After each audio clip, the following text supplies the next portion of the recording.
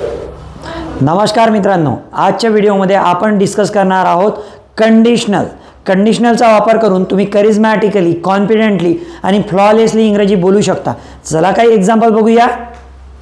If I वर police, जर मी police असतो, इमॅजिन करत आहे, जर मी पोलीस असतो तर चोरांना पकडलं असतं.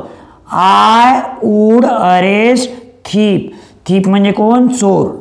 जर मी पोलीस असतो तर चोरांना पकडलं असतं. इमॅजिन करतो आहे, असतो तर पकडलं असतं.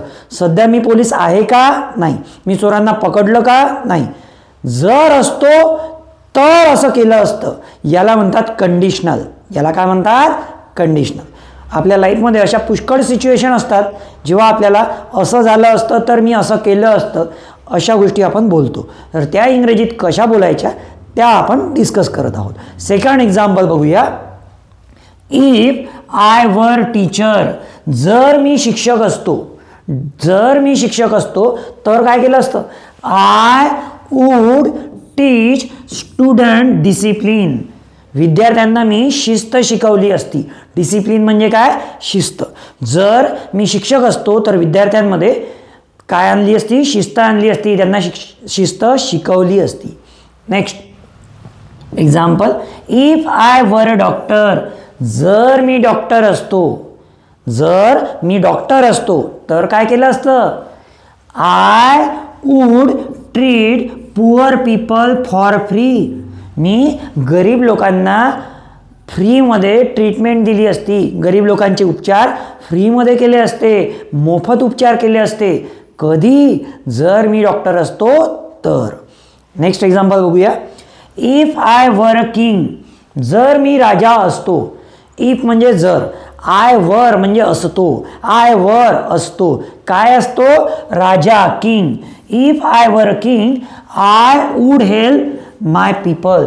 मी माझ्या प्रजेला, माझ्या लोकांना मदत केली असती. कधी? जर मी राजा असतो तर ना.